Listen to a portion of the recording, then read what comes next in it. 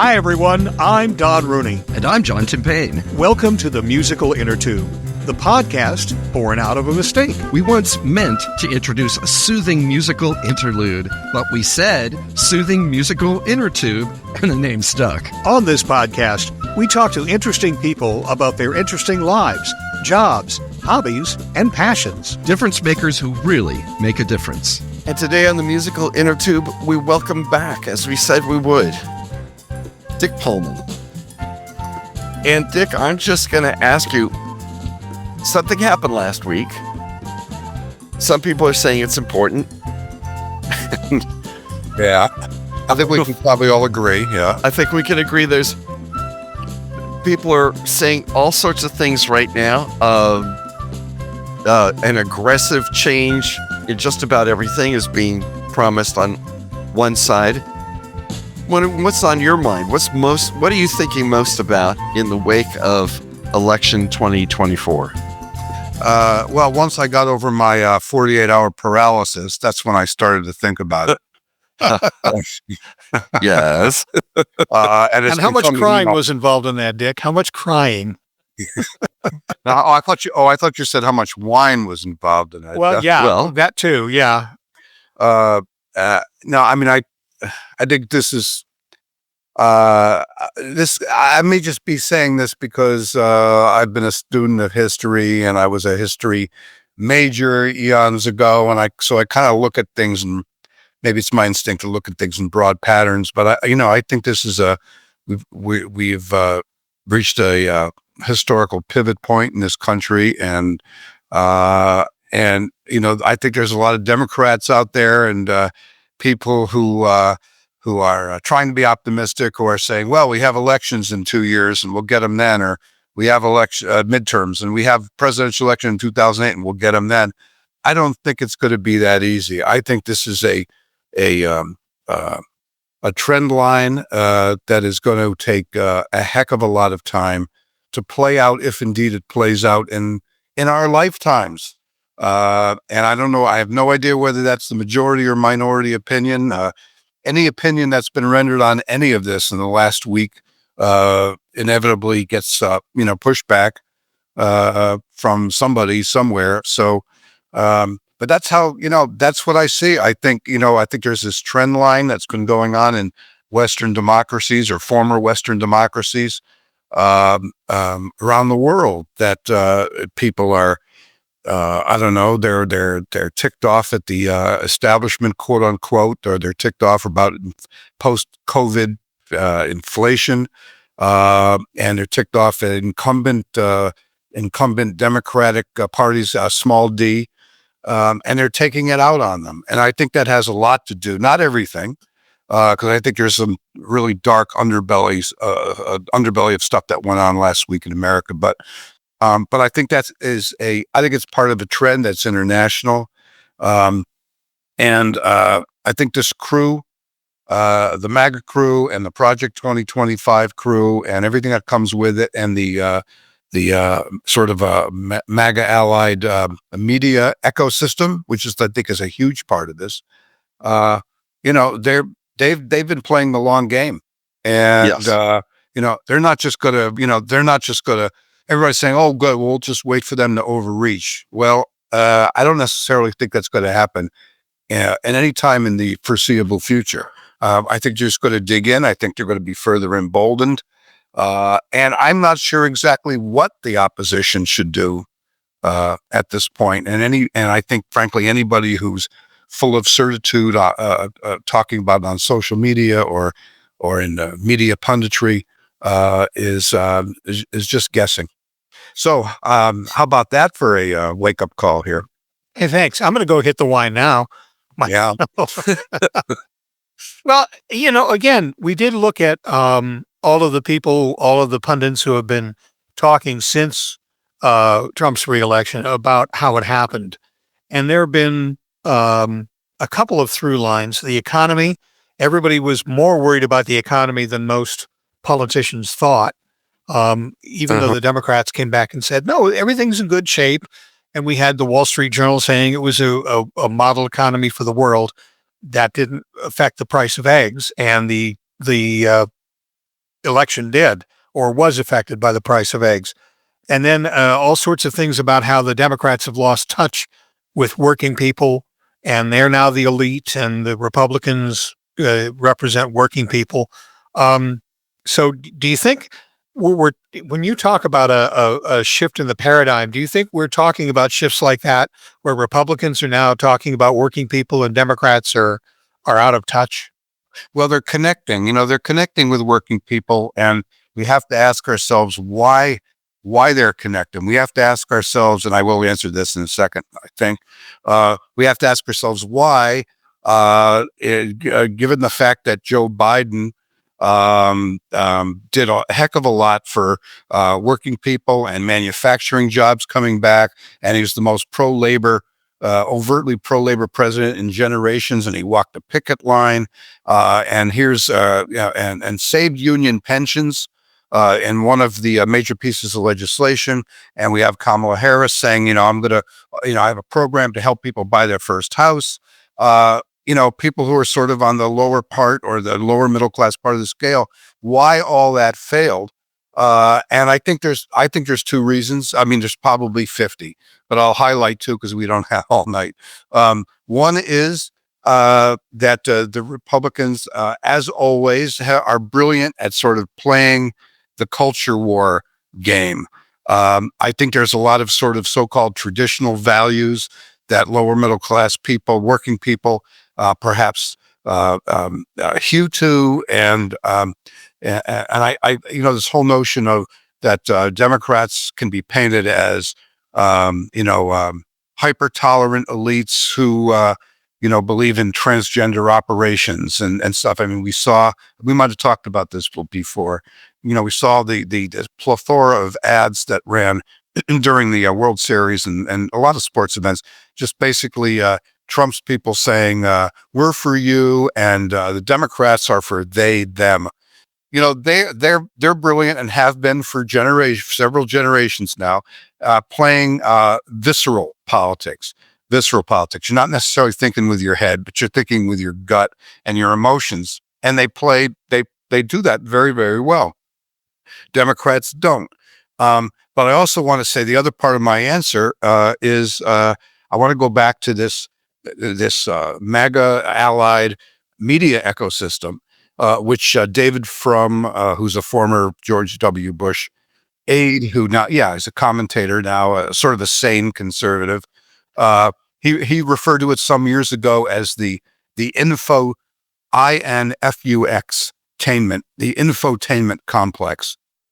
And I thought that was an excellent way to put it, because it's not information the way those of us who have been raised with facts and journalism. It's not the way we think of information, but it's information as weaponry. And it's information, so-called information, as assertion, and as means to power. And you have all these echo chambers, sort of, Fox News is only one of them. There's One America Network, and there's the Joe Rogan podcast, and all the other bro podcasts, and there's many, many more I could start naming, News Nation, etc. And that's where a lot of these people were talking about, all these economic numbers were, and like you mentioned, the Wall Street Journal and The Economist, which said we have the most robust economic recovery in the Western world. But it doesn't matter, because the voters, or the predominant percentage of voters that voted for Trump, they don't see that information, or they don't believe that information. They don't read it in the first place. They're getting their material, I'll just call it that. They're getting their material from this alt media that sort of plays on their emotions and their grievances and their anger. And so you've had this situation where, that they believe inflation's up when it's actually inflation is down. They believe that growth is down when it's actually up. They believe illegal border crossings are up when they're actually down. They believe that crime is up when it's actually down.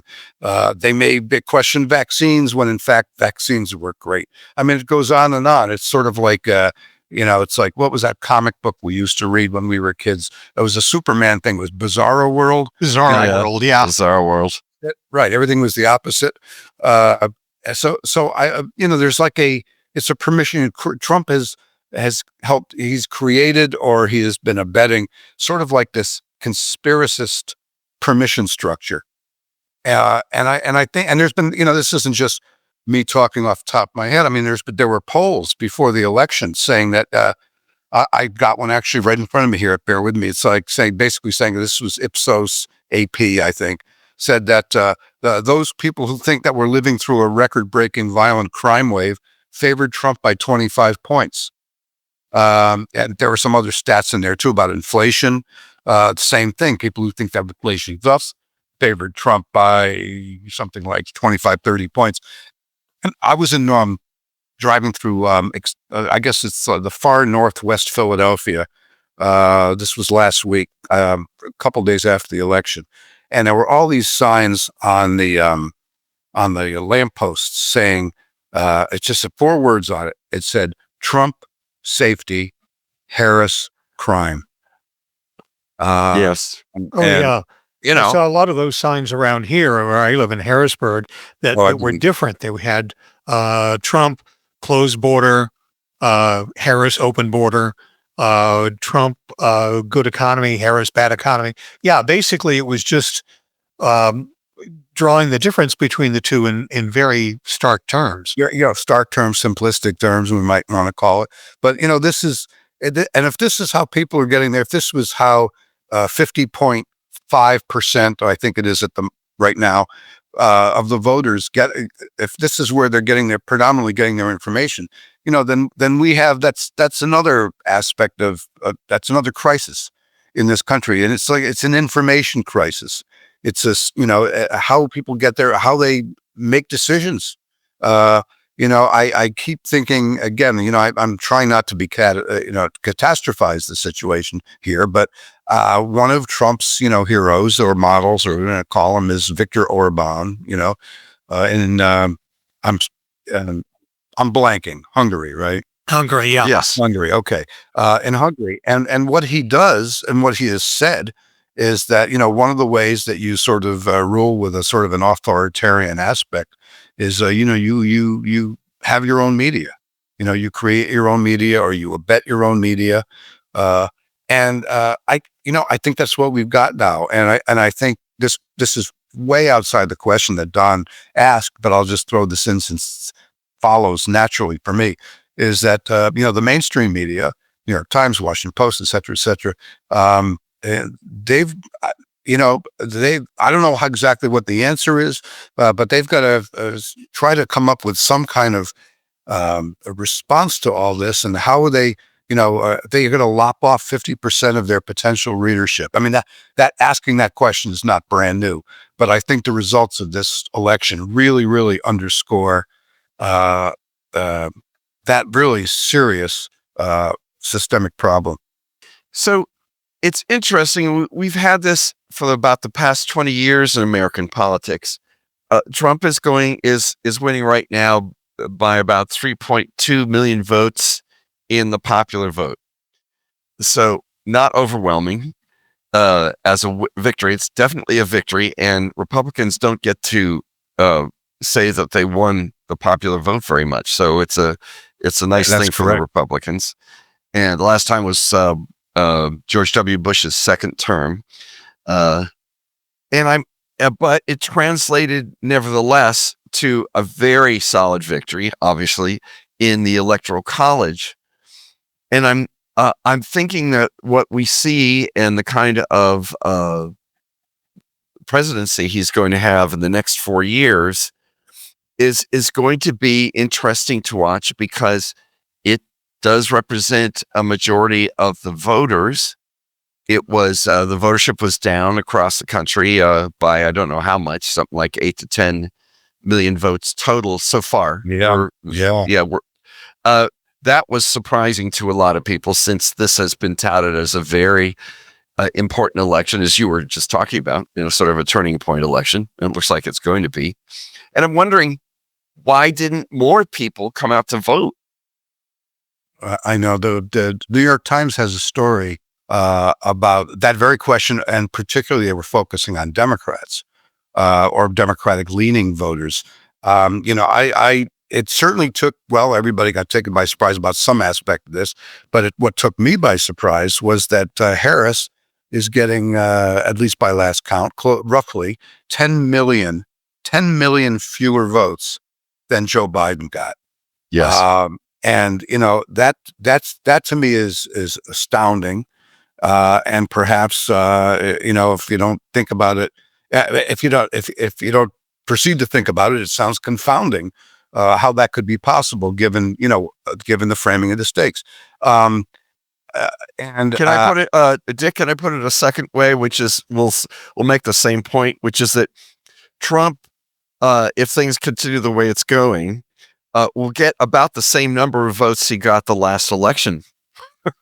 Not very different. Yeah, that's right. It's like I think it's a tick more, but it's roughly in that 74 million.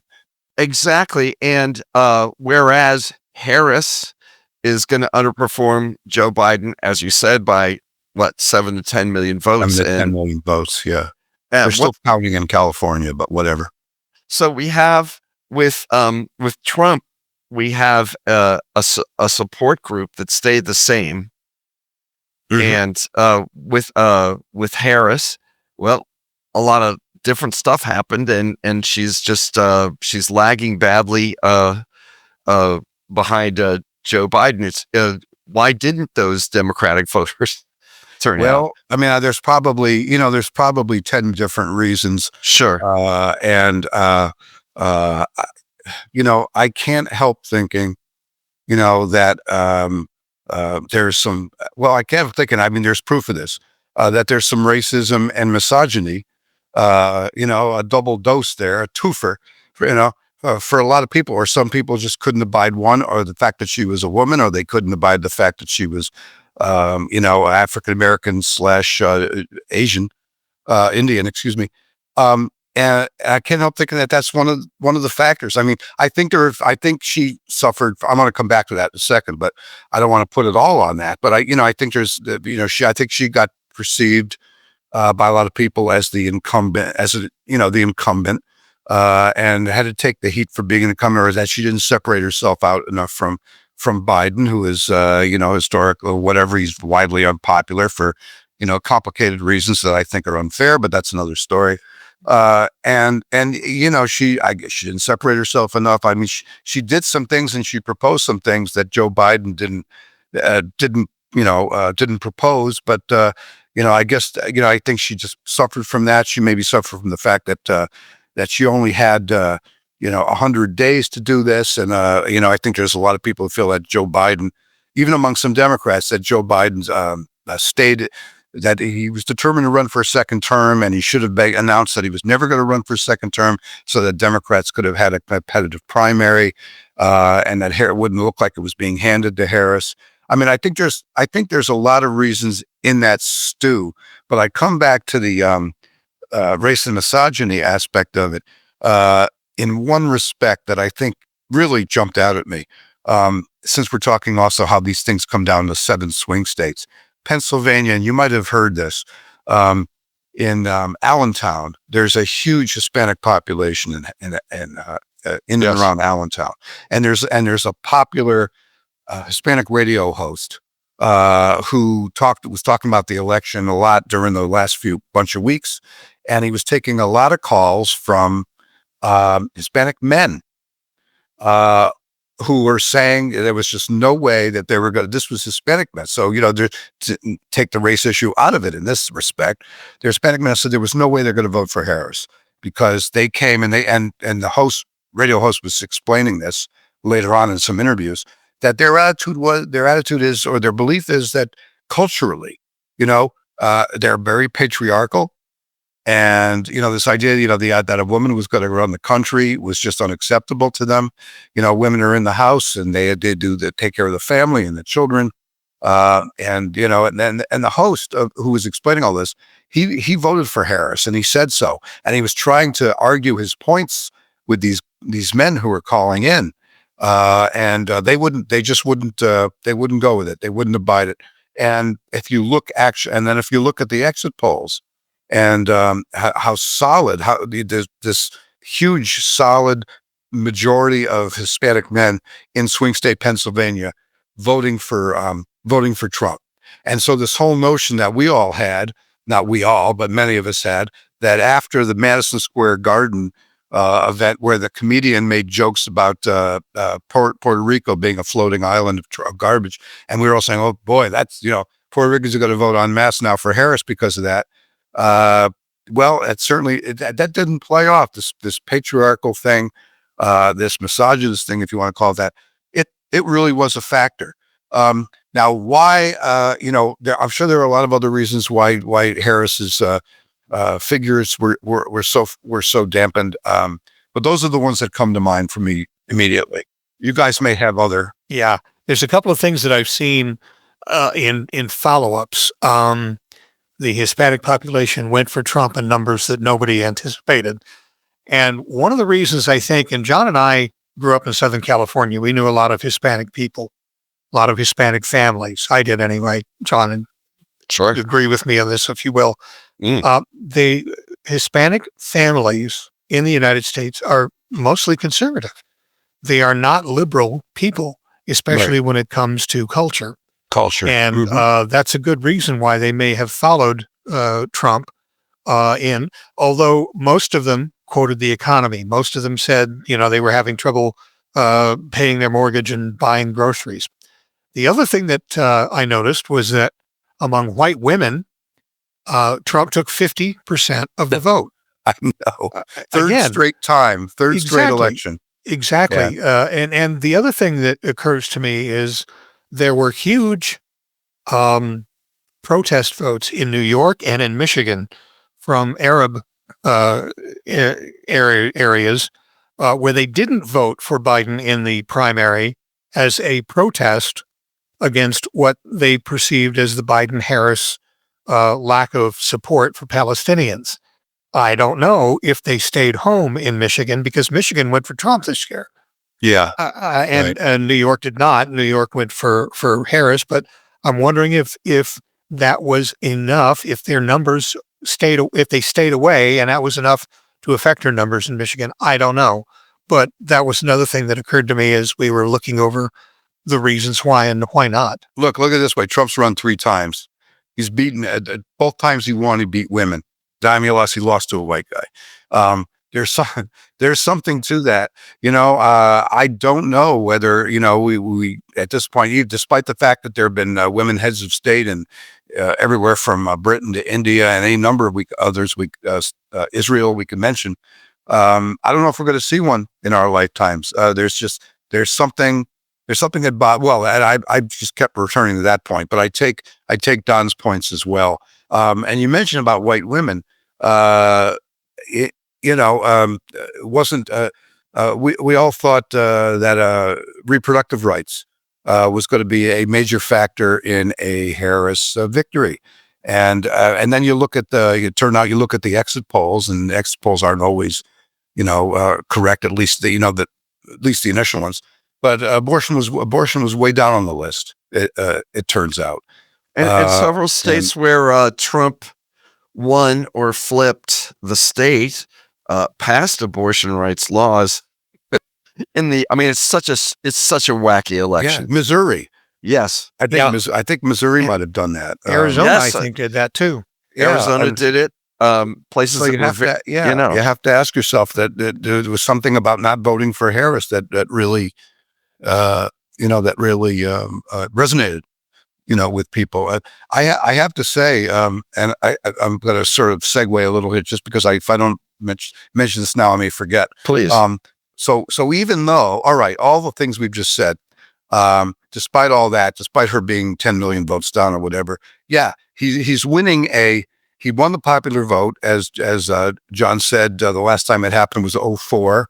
The last time before that, Republicans won the popular vote was 1988. So yes, he has won the popular vote, and that's significant. Certainly is. But it's very, very, it's modest, it's small. And one of the things that I've seen among optimists on the left, for example, in the last few days, is they go, well, he because of the modest size of this popular vote victory, 2 or 3 million votes, whatever, that he doesn't have a mandate, quote unquote, doesn't have a mandate. Well,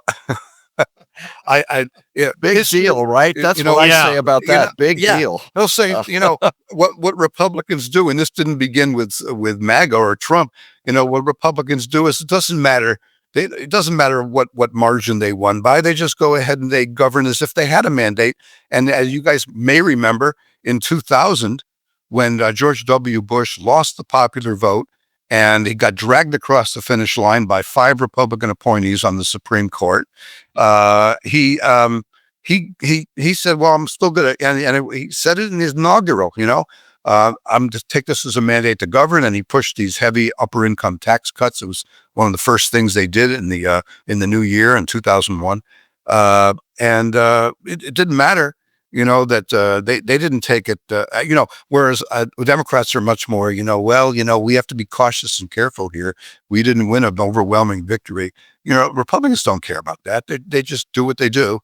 And, you create your own, you create your narrative, and it's up to everybody else to keep up with it.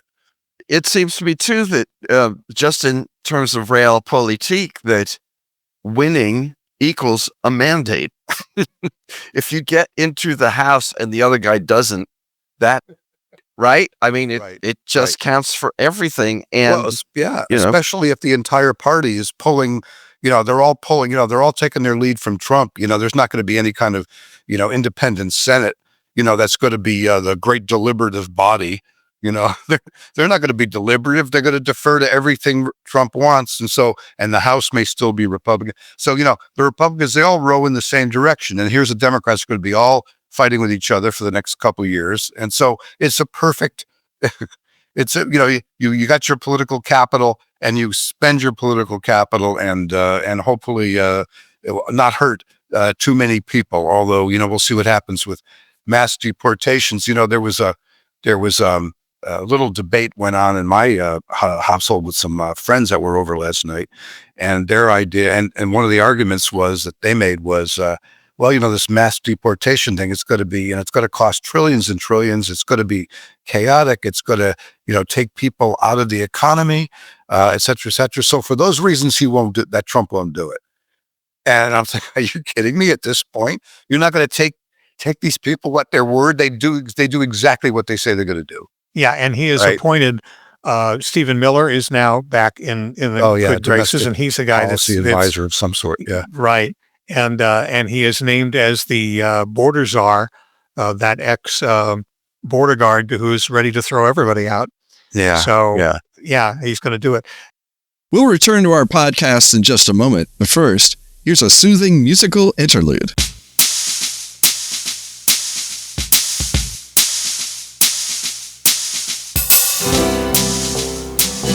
Dick Polman is Maury Povich Writer-in-Residence and Professor of Journalism at the University of Pennsylvania, where he's been since 2006. From 1992 to 2006, he was national political writer for the Philadelphia Inquirer, covering presidential elections from 1992 to 2008. He was also political columnist at the Inquirer, and from 2012 to 2019, he was a columnist on WHYY-FM. Follow his work at dickpolman.net. That's DICKPOLMAN.net.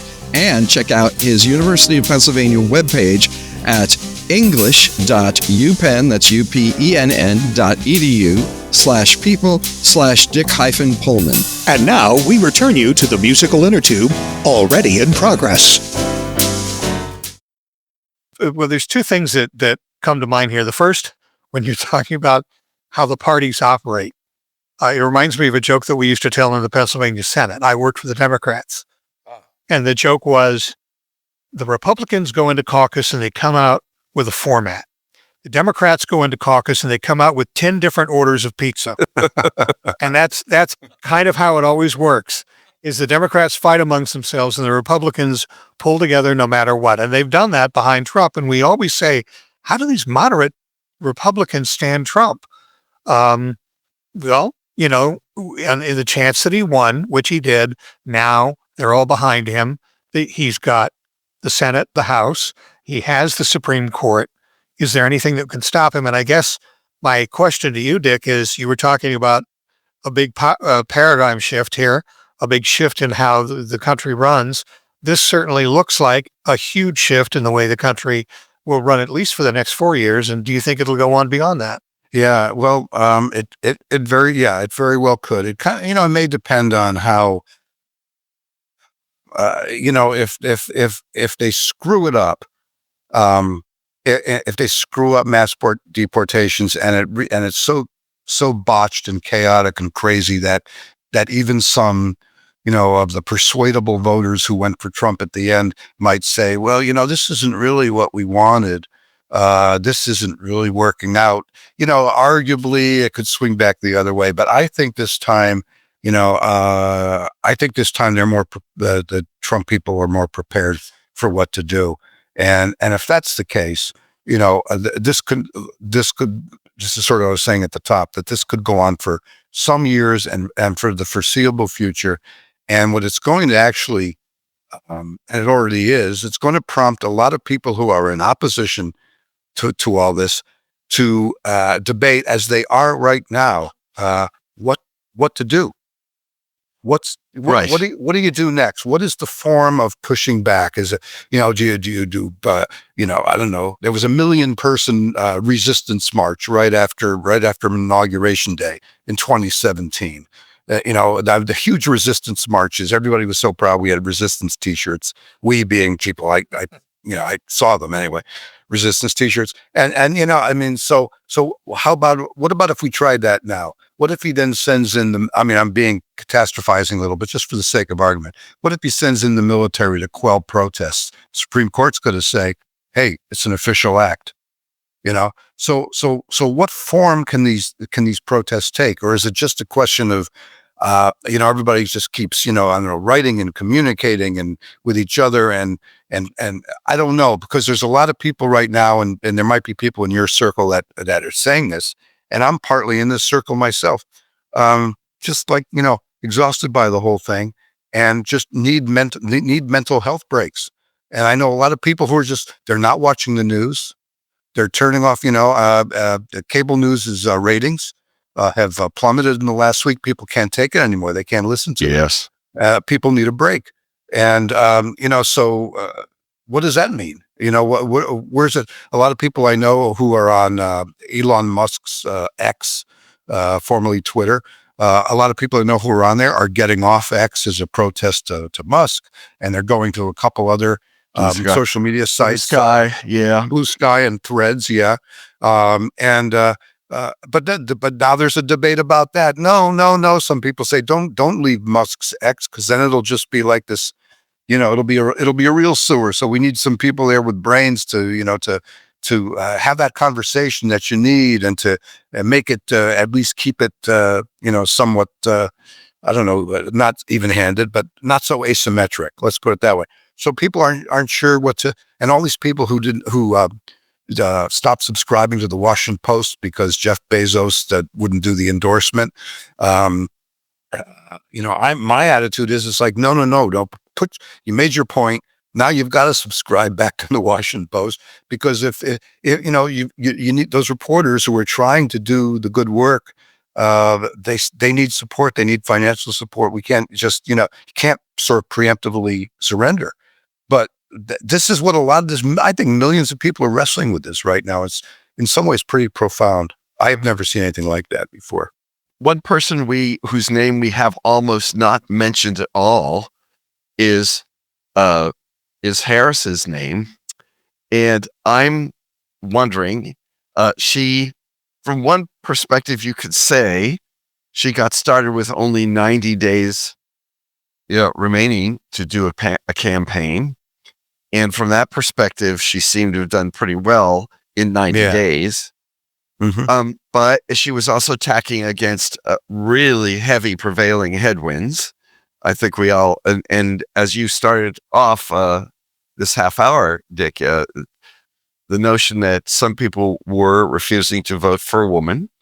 Some black men, it looks like, didn't want to vote for a woman of color. At least it's softened. I mean, they went from around 90% in favor of Democrats to 77%, but that's still softening. I mean, that's really sort of an important swing. Sure. So I wonder, does she come back from this? I mean, people have. Losers have come back to win again. We just saw a guy do that. This is a terrible thing to say, because it's going to sound, it's going to sound like I'm not supportive of candidates of color.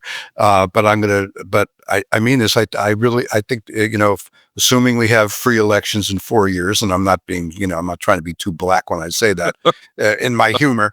That's pretty black, Dick. It's pretty black. But I think Democrats have to find themselves a highly competent, charismatic white guy next time. And I hate to say that, but I just as I was saying that, had this deja vu from when I was at the Philadelphia Inquirer, and this is 34 years ago. I was covering city politics in Philadelphia, and Wilson Good was the mayor, the first black mayor, and he had a terrible second term. And everybody was, there was all this debate about who was going to run for mayor the next time. And I was the city reporter. I wasn't a columnist, but I was the city reporter, and what I was picking up all over the city, including from some, black ward leaders and people like that, was that, we've got to run, we need to find a white guy next time. We can't have a second black candidate in a row, because they just thought, they didn't support the idea that it was going to be a racist choice for a lot of voters, but they were just trying to sort of be realistic. And so I wrote this, this really long piece that took me a long time to write. And it ran on a Sunday morning, and Wilson Good was in the pulpit somewhere that day, and he stood in the pulpit brandishing the front page of the Philadelphia Inquirer, and this racist story. But I will stand by that story, because Ed Rendell was the next candidate, and he won. So yeah. So are we talking about Gavin? We're talking about Gavin Newsom. I mean, he's a white male. He's charismatic. He's pretty coasty. He's pretty coasty. So that kind of counts against him.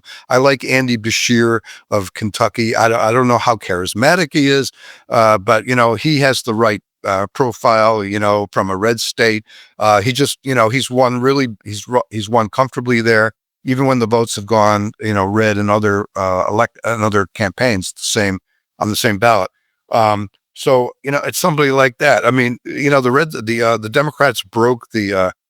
Democrats lost 3 elections in a row: 1980, 1988, 4, and 1988. And I was like, what are they going to do? How are they going to come out of this? And they came back with Bill Clinton, white guy from Arkansas, white Southerner. That's I hate to say it. It's like it's just on paper. I think they have to do that. Now, the question is Kamala Harris, can she come back from that? I think she'll probably try, because I think she figured, you run once and you've got this donor base potentially, and some kind of an apparatus.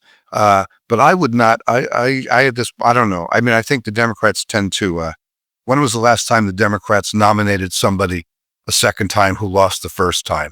If I'm not mistaken, it would be Adlai Stevenson, and that's exactly like 70 years ago. The other thing that occurs to me too is I remember seeing a headline, I think it was in USA Today, where it said, with Trump in, the cancel culture leaves.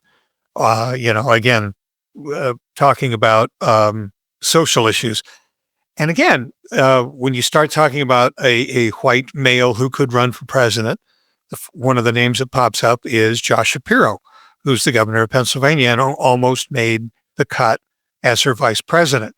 But of course, the thing that got him was that whole Israel-Gaza thing. And that kept keeping up. And I'm sure that was one of the things that was a minus check mark on his ledger.